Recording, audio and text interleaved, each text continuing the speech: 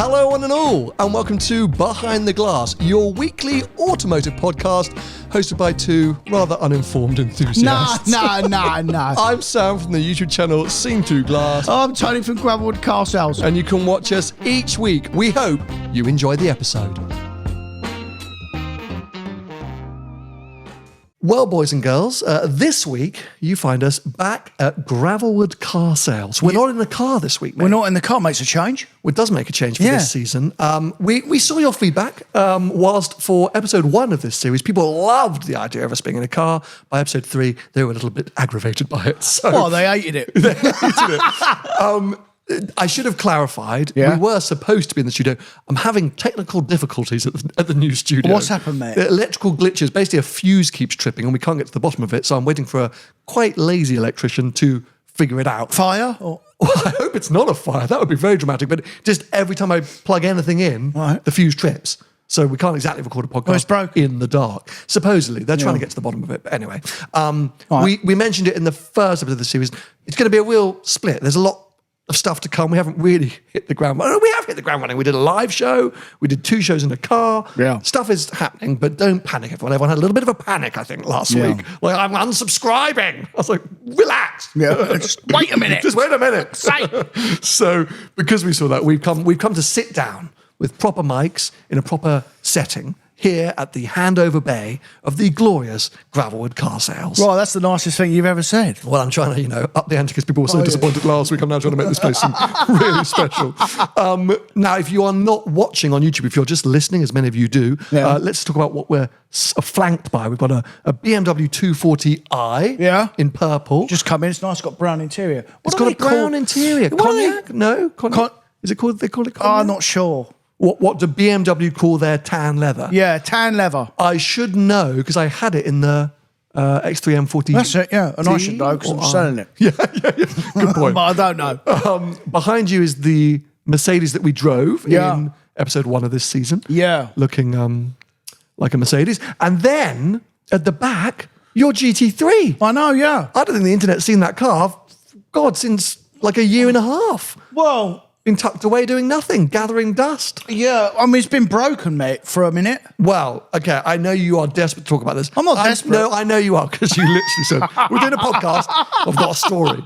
So I'm going to let you rant for a minute, because we actually have a lot to discuss today. Really? A lot. Right. But I want to let you, I want to let you go on a bit of a rant. So let this out, and we'll then, in a therapeutic way, decide that we're acknowledging it and moving past it. What, you don't want me to just drop it in every week just because I'm so angry? Yes. You just want me to talk about it, deal with it. Deal with it, acknowledge it. It's a therapeutic, we're in therapy right now. That's what I was going to say. You're my therapist. Yes. I'm going to go in on something. Yes. And you're going to go, that's good. You're not going to stroke my hand or anything. Well, let's see. No. Please, Anthony, voice your concerns. I'm here to listen. Okay, fine. You're in a safe space. It's not actually that safe in Gravelwood. Anyway, carry on. Well, the car's been broken, mate, for quite some time now. Not bad faults, niggly little faults. One is the rear quarter glass. Same happened to your car. Mine's gone again. So this is the second time it's gone. Yeah, they cracked because of the driver's window, don't they? Yes, so just to explain that a little bit more, because we did talk about it a couple of years ago. Yeah, an issue with the 992 Generation 911s, where the little tiny triangle side window behind the main door glass, would splinter, would crack, because the alignment of the window and the doors would often knock it, and it just, Apparently it's a recall, so it went in for that. Okay.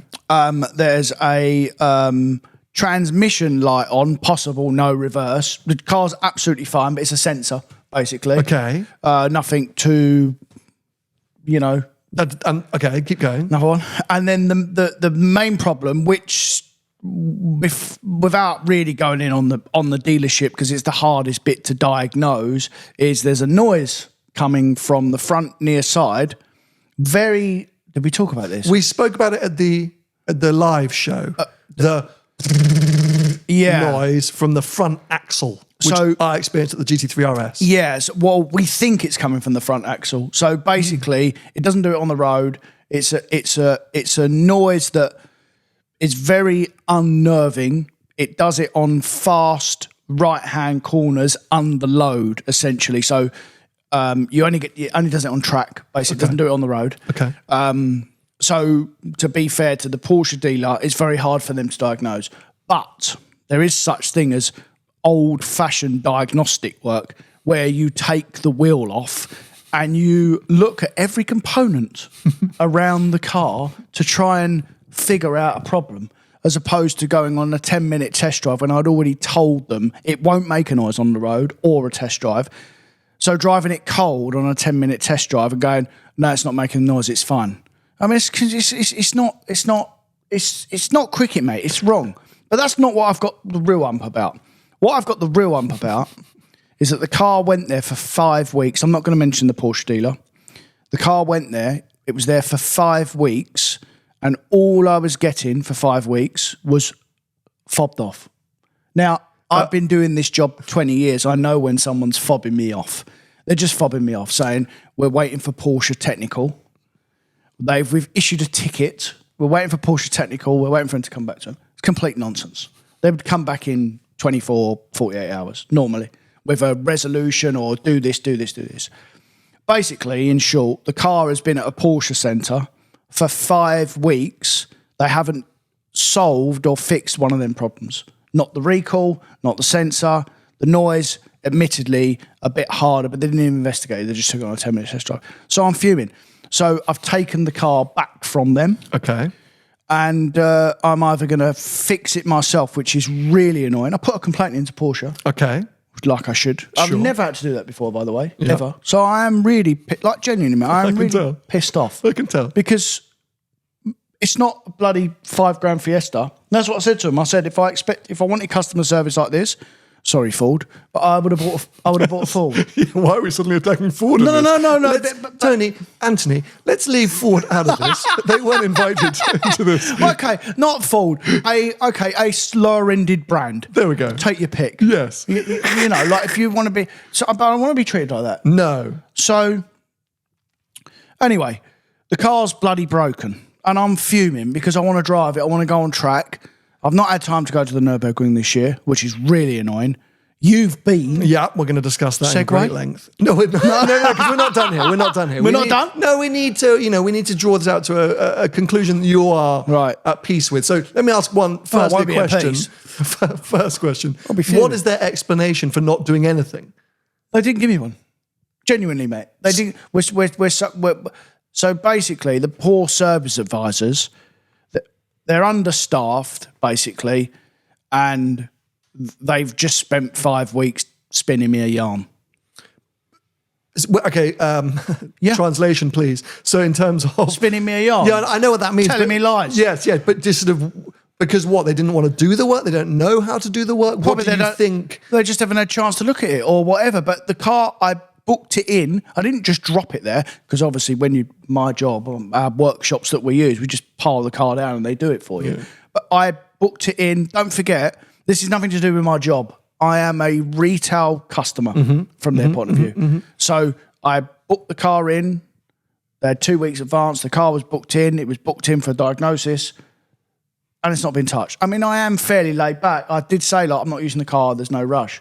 But at least fix the bloody thing. Or try and fix it. Like, they haven't even done the recall, mate. The glass is still smashed. Can I offer you something and you can change it, correct it, I can't or say it back to me? What has happened to you, mate? Go on, tell me. I am angry because I feel like I'm being disrespected as the customer of a high-end vehicle. No. So change it. Change the car? No. Change what I just said. Right. It's a therapy exercise. Oh. Change it. Yeah. Say it back to me or say it in your own words. Fix the bloody car. Fix the bloody car. That's it. Okay. Just fix the car, mate. Yes. And I wouldn't be moaning. I don't think I did that exercise correctly, but anyway. Okay, fine. No, I mean, you are well within your right. I mean, to go past the therapy joke. Yes, I'm so with you because your frustration is that they've basically done nothing and they're not really offering to do anything, right? When you said, what's going on? They were just like, Yeah. The problem is as well with most and I'm not digging out Porsche here. I'm digging out most of the manufacturers now, or the main dealers.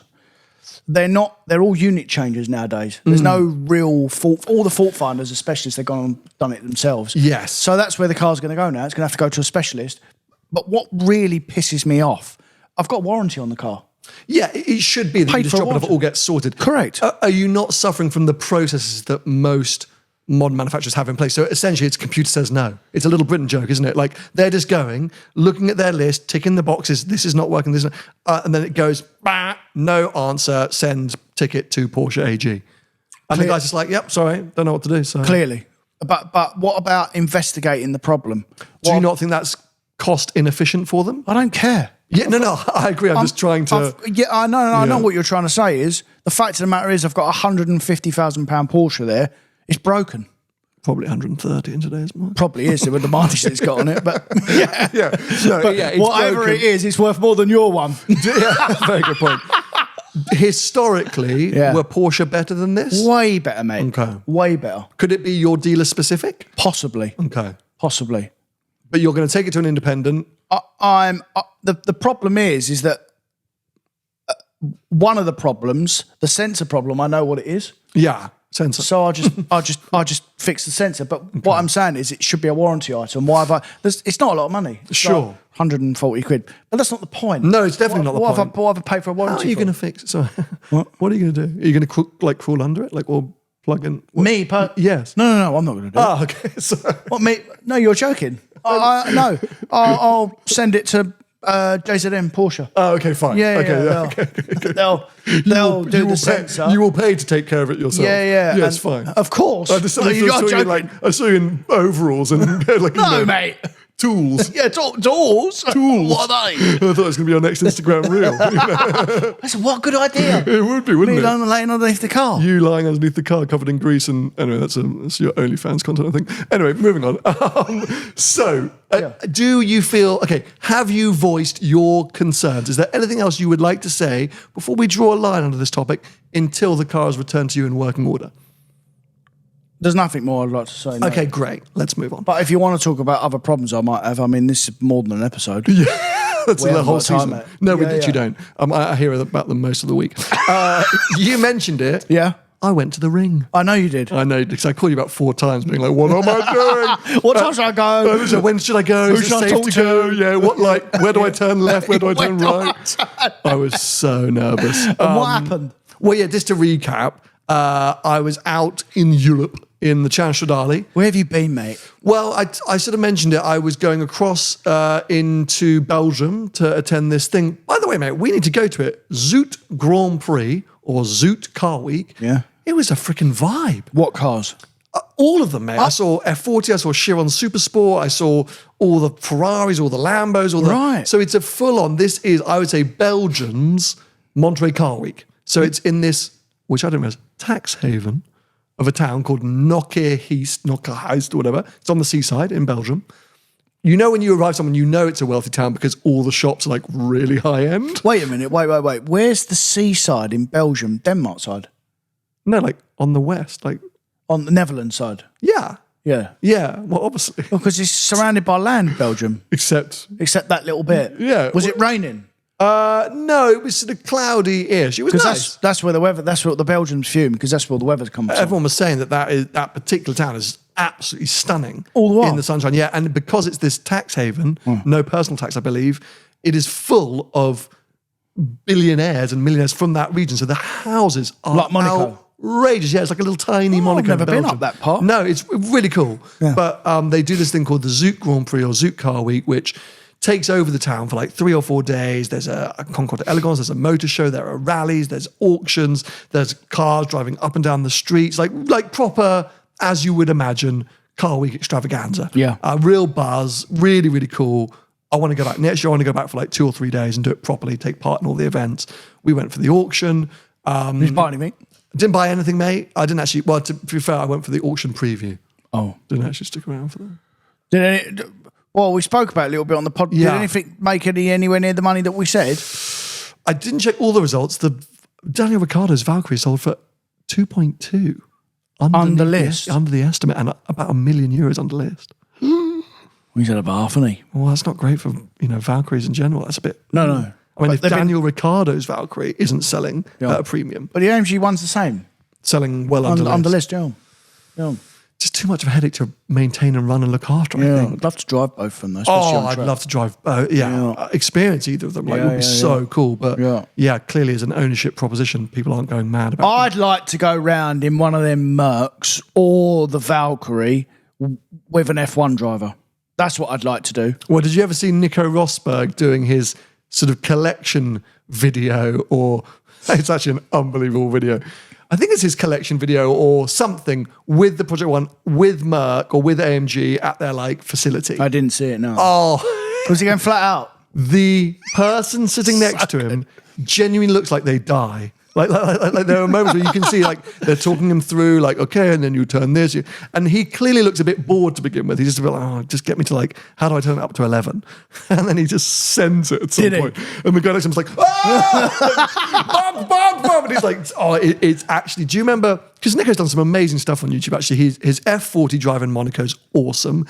What did he drive with Archie? Was that a 918? Oh, mate, Archie told me that story. Flat. He went out, Archie said he went out the pits. Yeah. And he went out, Archie said, I've never been around Silverstone faster in my life. Yeah, well, so was my vessel experience, right? Yeah. I mean, Archie exaggerates, but he said, mate, honestly, I've never been in anyone in the car. It's incredible. Yeah, incredible. And so that you should go and watch, I'll send you a link afterwards, Nico Rosberg's Project One, because it's this weird, awkward, facility test track. It's not. Yeah. And he's just desperate to go flat. Yeah. And whoever this poor man sitting next to him is, well, I think he's head of the program. It's literally what have I signed up to? This guy's a lunatic. I loved it. But yeah, you're right. It would be cool to experience either of those cars with a proper driver really pushing on them.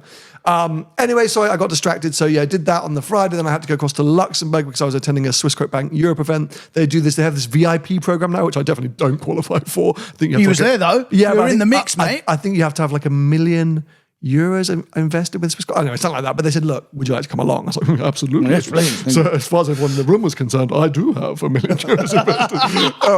But no, really cool. And they held this awesome Ferrari dealership in Luxembourg. There was lots of test drives. They had a Daytona SP3 there. They had an F40. Anyway, amazing. And then I thought, well, look, I'm here in Luxembourg. Maybe tomorrow morning I should just hop over to the ring. On the way home. On the way home? Well, it's not on the way home, is it? I'd have to be driving in. You can go that way, huh? No, I can't, mate. I'm in Luxembourg. I had to drive 2 hours east and then go back on myself. Wait a minute. Oh, yeah, of course. Why am I talking to you about direction? Mate. I know you do. You don't know what left or right is confusing to you. Yeah. Let alone geography. It wasn't on the way home, but I was very close. I was an hour and a half from the ring. Yeah. And I thought probably one of the last weekends that we're going to be able to drive on the ring this year. When does it usually close? November. So we're around the corner. And the weather was dry-ish, and I was there in the CS, and I thought, come on, why not? So I called you and I said, look, if I go, where's the least dangerous time to go? The track's going to open at 8. What should I do? Should I does everyone go mental for the first half an hour? What should I do? And you just said, go early. Go. I mean, you got to watch the surface, but go. When I go normally, I would get in and especially if I know it's going to be busy. It gets busy 9:30, 10 o'clock. That's when it really starts to get busy. And if you're doing what they call TF laps, you then, if you want to get a bit of a move on, you then can't because there's too many cars. So I got there at 7:30. Get up there, Sun was still rising. Yeah. And then literally, I think I was on track for my first lap, 8:05, 8:10, something really like that. Was. And it was for me, empty enough. Yeah. I think probably, so I did 2 laps. Good. I did 2. I think I probably saw 5 or 6 other cars on track on both laps. Yeah. But by the time I was leaving, it was starting to get pretty hectic. I just find that place so What time did you leave? intimidating. Midday. Probably took you an hour to do a lap, did it? I mean, it wasn't quick. I have looked back at the GoPro footage. I was like, I was like, How the hell do they go around in 7 minutes? What's 17 minutes 20? I thought I was going fast. I'm actually going to find out my time because F you. I think it was No, quicker you'd than have been that. all right, mate. It would have been all right. Mobbing but, you up. I overtook a couple of cars. Suzuki Swift. They were broken down. Genuinely a Suzuki. I think it's the only thing I overtook. But no, I get intimidated for so many reasons, right? Firstly, let's just not forget, it's the green hell. How long is it? 20 kilometres. Yeah, I mean, About 30 miles, 40 miles. Not non-stop, but tight and twisting and really fast sections. and basically no runoff. No. There's like a handful of corners that have some element of runoff, but essentially normally it's all big crashes.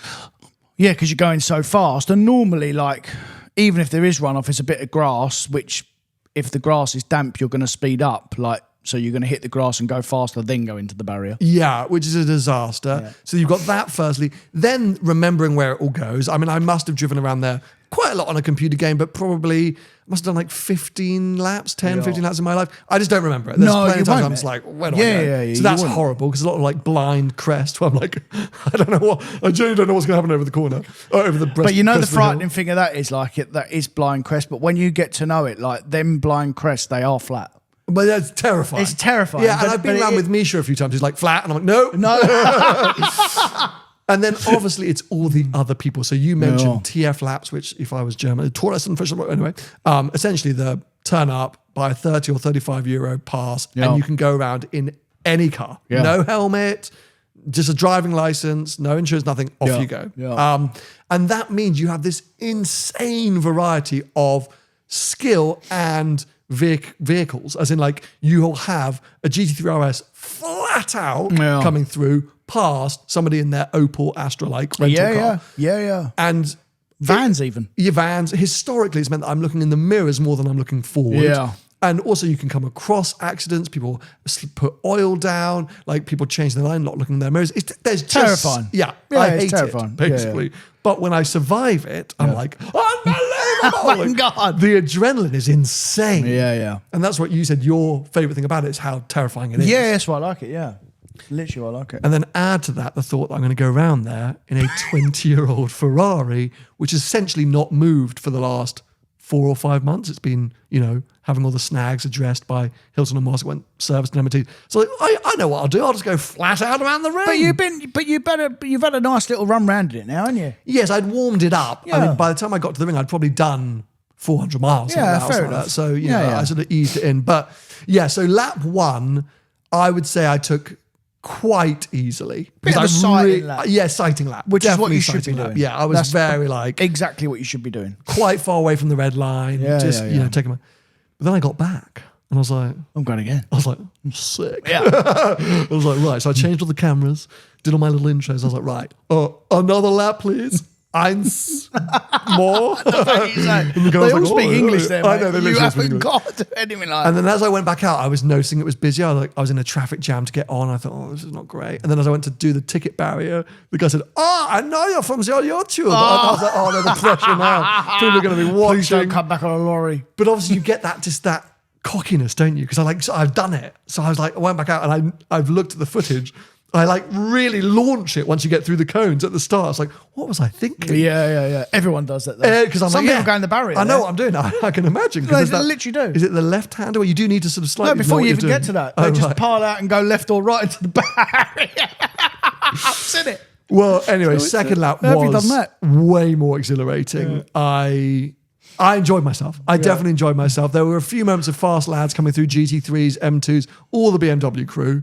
And I sort of let them go. I had a couple of moments that you would have literally laughed your head off. So firstly, overtaking, what was it? I think it was like a Hyundai or something like, anyway. Nice. And I'm literally looking at it and I go, that's a flat right-hander. And he was kind of on the inside. I think he was letting me pass. I was like, cool, I'll just like send it around the outside. Was not flat. No. I got to I'd have been screaming at you. I'd have gone, mate, no, that's a way too far. I got to the turning point and I had the Hyundai on my inside and I saw the closing radius of the corner. I thought, I'm going into the wall. Because like 360s understeer at the best of times. Started going fast. And my tyres were cold. There's a lot of movement in that car. And I just thought, death. But somehow we made it through there. Your tyres would have warmed up definitely on the second lap. Halfway round or something. They take a while. And then the other terrifying is that maybe it was the GT3. Anyway, I let somebody through and there was a sort of light green AstroTurf on the right. So as I was kind of letting them through, I looked down, I suddenly realized I was on the AstroTurf, but then my right-hand tyres were on the grass on the AstroTurf. I was like, my God. There's only 2 points on the track where there's actual AstroTurf. Okay, fine. It was fast and squirmy. So those two moments I really scared myself. But otherwise, mate, what an experience. What an experience. Yeah. And if you survive it, and I said it on camera, and if you are like me, inherently nervous, do you remember when we did the tour? Yes. We did the tour and most of the group were terrified. Terrified. But we told them all to go and do it. And yes, if you are just really sensible and really just take your time, enjoy your car, don't like put around in cruise control, and it is an unbelievable roller coaster. Yeah, it's an unbelievable experience. And when we done the tour and we said everyone to go there, the fact that, because it was pouring down the rain, remember? And the fact that it was pouring down the rain sort of made it better because everyone slowed down for that reason. Had to really take it easy. Had to really take it easy because it's deaf in the bloody thing. Yeah. But like when you just said, like, you come out the pits and everyone goes flat, like in the GT3, it is flat in the compression. You come out the flip, you literally flat from there in the compression. You have a little lift for that little kink. Yeah. And then you got to hit the brakes. But the problem is your tyres are cold. Yes, of course. So you see people literally go straight on there and into the barrier. Yes, but the amazing. GT3, it's completely flat, mate. Yeah. It's mad. It can be Like you can't. But once you've done it a couple of times, you go, oh, actually, that's the easy bit. Yeah. I'm just grabbing my phone because, so I had this amazing experience and I had a lot of people come up to talk to me about the car and get excited because you see a lot of Porsches there, you see a lot of BMWs, loads. And there's the experience cars, Hyundais and Volkswagens, but there's not a ton of Ferraris knocking around, or at least there weren't on the day that I was there. Yeah. And of course not an old Ferrari like a CS. No. And I felt like I was doing my part to kind of, fly the Maranello flag. But at the exact same time, a lot of other people were having panic attacks about Ferrari. Did you see that their share price, which affects me because I am an investor thanks to Swiss Bank Europe, absolutely pooed itself recently? Because they blamed it on the F1 team, didn't they? No. No, not Ferrari. All the media blamed it on the F1 team or something, but it was nothing to do with the F1 team. No, it was because they've basically updated their strategy for EVs moving forward, which I think is unbelievable. So let me just do this. Because, I mean, they add to the list of manufacturers that are backtracking on, their plans. Yeah. So here we go. This is from Evo. Ferrari's future, fewer EVs, more powerful V12s. Its very first electric car might be just around the corner, but Ferrari has promised further development of its combustion lineup as part of its 5-year plan. And I wanted to find the breakdown, which was here. Until now, Ferrari planned to make 40% of its cars electric by 2030. And then I think it was going to say, and they've now halved that to 20%. Pure ICE models, which were going to be 20%, are now up to 40%. And then you've got in the middle hybrids. Yeah. So, as I say, another manufacturer like Porsche, like all these ones that are backtracking and changing. Great for us as enthusiasts and purists. Yeah. A bit of a head scratch because over the weekend, I made a video about the Roma and the fact that when we went to the Amalfi launch, Ferrari very proud of saying, like, we're staying true to the V8, we're keeping this going. I think you've seen with Dodici Cilindri, that's the naturally aspirated V12. There's been no real talk about that being hybridized for the next replacement of that car. So it's clear that those two lines are going to maintain. And then I guess you're going to have a V6 hybrid in there somewhere, which will be the thing. And then an electric, and that's, I guess, Ferrari are going to stick to. I guess. I mean, I'm actually surprised that maybe they've done it because it'd be too fast, but I'm actually surprised that they didn't put the 296 tech in that Amalfi. But of a lower capacity, like a V6 hybrid car but maybe it would have come out too fast. I don't know. Well, whether it comes out too fast or they've just noted in terms of desirability from customers and, let's face it, problems. Like, let's just not beat around the bush about how many issues Ferrari, Lamborghini, these high-performance manufacturers are having with hybrid systems. These insanely small, performance-focused hybrid systems do not seem to be working all that well. No. Well, my friend and come on the tour with us, he was bringing his 296 GTS, but it pooed itself, and Ferrari had to buy it back off him, and he had to buy that 812 instead. Yeah. SF90s famously have issues. We keep hearing about Revueltos struggling. And hybrid technology likes to play up every now and again in more traditional models. I can't remember who's telling me about a story about Range Rover.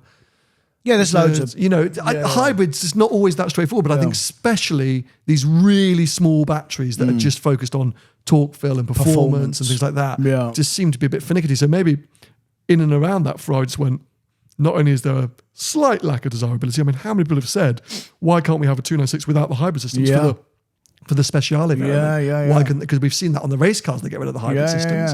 And that V6 is a great engine. Yeah. But maybe they just noted that, and that's why they thought, right, we're going to have that base level entry V8. It's going to survive in the Amalfi. Then we're going to have our headline V12. That's going nowhere. That's our DNA. That's the product we know will always sell. Yeah. And that's basically V12. Then we'll have in the middle this hybridized V6, and then obviously the hybridized V8 in the. It's the 849 Testarossa. Is that what they're calling it? Is that what they're calling it now? 849, like 86, like, you know, I guess it's too many models. Not just Ferrari, but I think all these manufacturers are struggling in general. Even going back to my story with Porsche earlier, I just think that they're all tightening the belt. They're all flapping. Well, and let's not forget, 2030 is not far away now. It's 5 years away, and at best, car development 3 years at best. Yeah. And if you're someone like a Ferrari, you know, that's trying to look forward for future supercar performance, you're probably already working on what those 2030 cars are. So that's why they're having to make these changes, because they're looking at going like, heck, we're already building the cars that are going to be coming out in 2030 or produced, and no way do we want to be going down this route. Yeah. There was a podcast 3 or 4 years ago. Oh God, here we go. I wonder. I can't remember which one it was. Tell me what was discussed. About the manufacturers will never ever meet. They won't meet that deadline. I wonder. It's probably I can't remember. Yeah. Yeah. Anyway, okay. Moving on. Try and research it. You're such a dick. Anyway, back to EVs in general. Did you see this Mercedes thing that launched? Yeah. Well, so I saw away from some manufacturers. I saw Shmee dribbling all over it. He done that thing. Oh no, you didn't see that? What was the one that was that the one that's been around the world?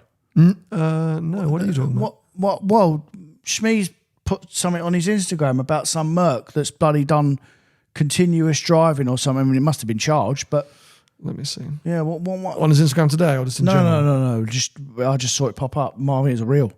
Oh, the one that George Russell set the record thing in. Oh, no, not that. Not that one? So basically this morning, Mercedes launched what they're calling their Vision Icon. Look like a Jag. Thank you very much. Which I have posted because it is essentially... You posted it? Yeah, because it is literally a Mercedes version of the Jag Type 00 that everyone slagged off saying, this is hideous, this is awful, what a disaster. Turns out Jaguar was ahead of the time. But I saw that. This just goes to show how much I look. I saw that this morning on your... Where did you post it? On your story? Instagram stories, yeah. I thought it was the same car. Yeah, well, but there you go. So I'm sort of waiting with bated breath to see people's reaction to the Mercedes, and I'm just going to sit here calling out anyone that says it's good looking and just literally going, "Well, what do you think about the Jaguar?" Not to be defensive over. Well, maybe because it was pink, love. mate. If it had been black, well, I mean, that's there's something in that. Colour is everything, mate. But I mean, a bit weird and a bit strange that seems to be. Sorry, I'm now playing my own reel. That seems to be the direction that we're going. And I know it's again a vision concept, but that's exactly what the Jag was too. Yeah. So maybe that's what we're going to start seeing more and more from these luxury manufacturers, these big EV hunking great. I don't even know what to explain it as, but something very bizarre and weird. So just thought I'd point out that Jaguar are not alone in there. They're ahead of everyone. well, maybe. According to that photo. Yeah, the question we can ask. So anyway, moving on. Very successful trip for me, mate. And as I say, let's put it in the marker for next year. Are we going? I think we should go, and I think we should do some bits around there. I would like to steal. Have you come across this podcast, Waymo? No.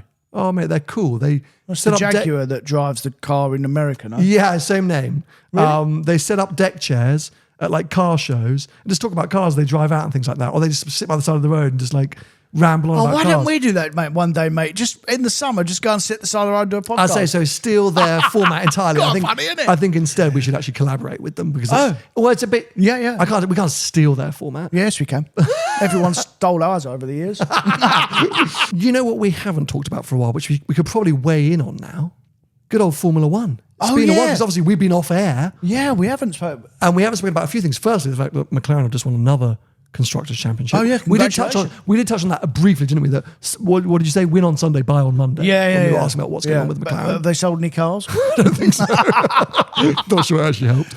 But we now theoretically have this gloves off run in to the end with the Drivers' Championship, which I want to ask you about in a second.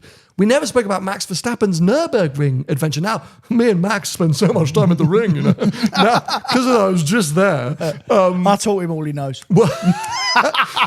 So, okay, firstly, the bigger topic for Formula One fans. How do you read the run into the end of the year? Is it Piastri's to lose still? Do we think Norris can do it? Is there any chance that Max is going to come out of nowhere and become an actual contender? Where's your head at? I would be amazed if Max got the championship from here, because he needs both of them to slip up. He's still 60 points away from Oscar and 50 odd away from... It's 2 DNS for both. It's not a thing, mate. It's 5 or 6 races left. So I'd be amazed if that... And even like when you look back at previous championships, with a few races to go, quite often there is that 50 or 60 point gap, and the number one big swing. Yeah, there could be a big swing, but he's not second in the championship; he's third. Mm-hmm. So you it's almost like a 3-horse race in football. You don't need one team to trip up; you need both. It's not really. I don't, and I think he's playing it like that. When you listen to his interviews, he's doing the right thing because he's competing every week and he's giving it to him. And I'm not having that the car's not fast now, because it is. The Red Bull is fast to get. They've sorted it out since after the break. They've sorted it out, and it's quick now. I'm glad we're talking about F1, because I really like George Russell now. Oh, cut. No, Cut. no, mate. Like honestly, like not even not personally. I'm just saying, like, he is now really starting to show what a good driver he is.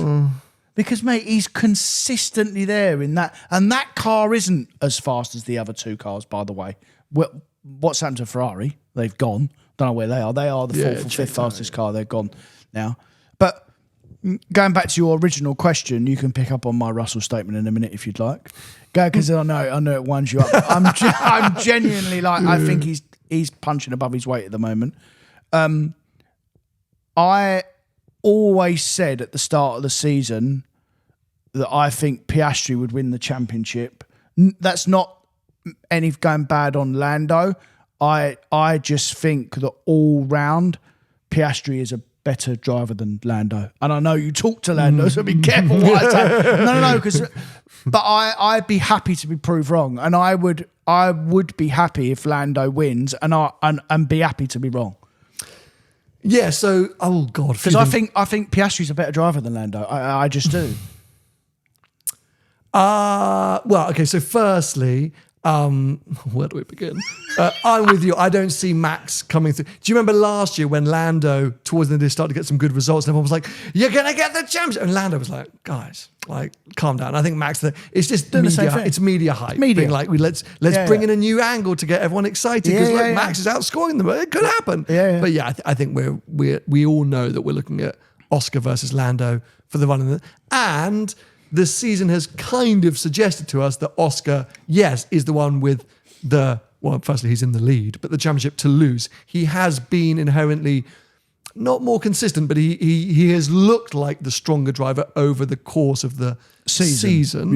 Where Lando has had a little few more ups and downs, mainly in qualifying, if we're honest. He's also had some spectacular races. Unbelievable. And there's a few things at play, I think, like you always get, which all those drivers, Vettel, Hamilton, Alonso, anyone would talk about, was that final charge for the championship, that pressure. If you haven't been there before within Formula One, all these things like that.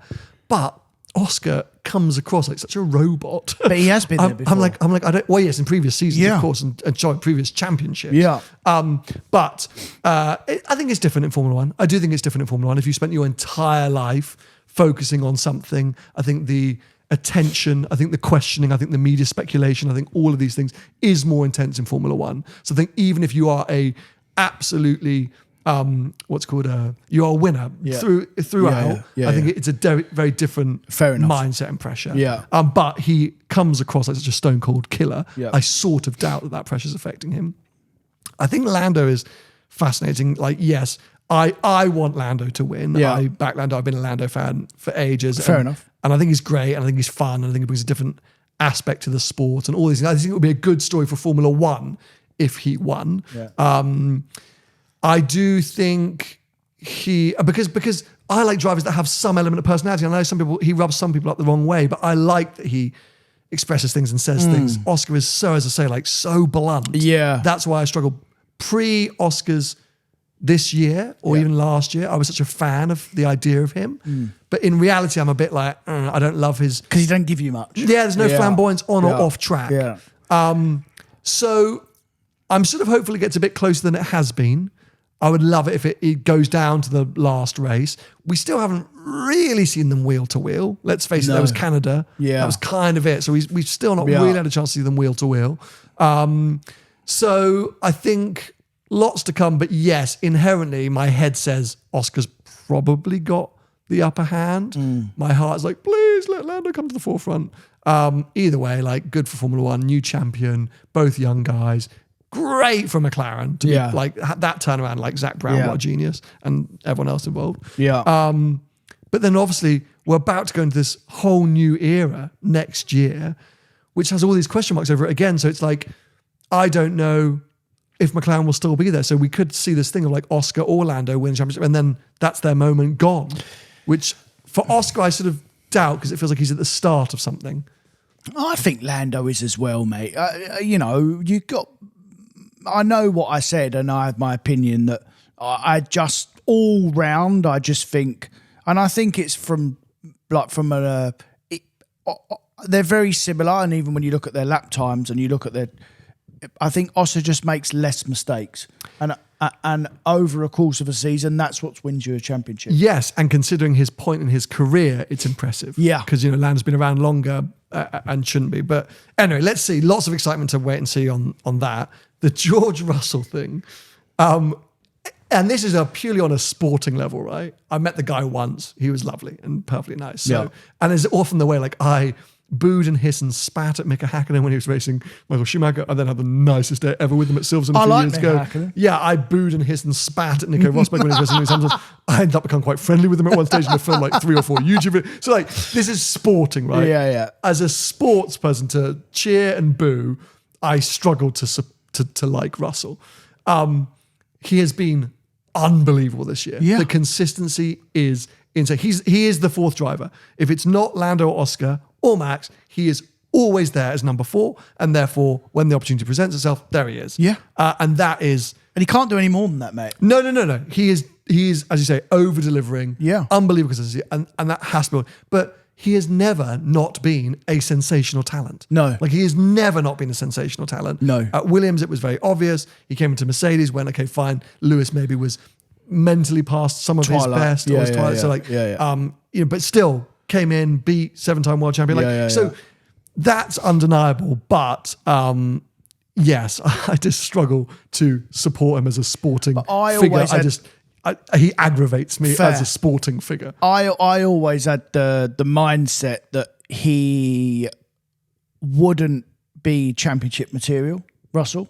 I didn't think that... Even though he's been a champion in different formulas. Yeah. I didn't think... I mean, it's my stupid, humble opinion. What do I know? But I changed my opinion. I think if you give him the car, I think he would quite easily be a world champion. Well, that's why I think it's exciting going to next year, because we have the rumours that Mercedes have got this unbelievable engine. Ferrari, it feels like, whether they've admitted it or not, checked out of this season pretty damn early. Let's hope that's because they've been focusing on next year, knowing Ferrari. It's not the case. They go, we just need the pasta for the... What is that accent? We just need to sleep. Yeah, exactly. We'll come back. I'm going to say this now. I know everyone's going to get triggered. I think since the summer break, Lewis has been much better. I think he's been right there with Leclerc. He's been very unlucky. He's been as fast as him, mate. And most of the time. races, he was faster than him. Yeah, he's just been very unlucky with results and things going on. But I think he's figured that out somehow. So I think that's encouraging for next year.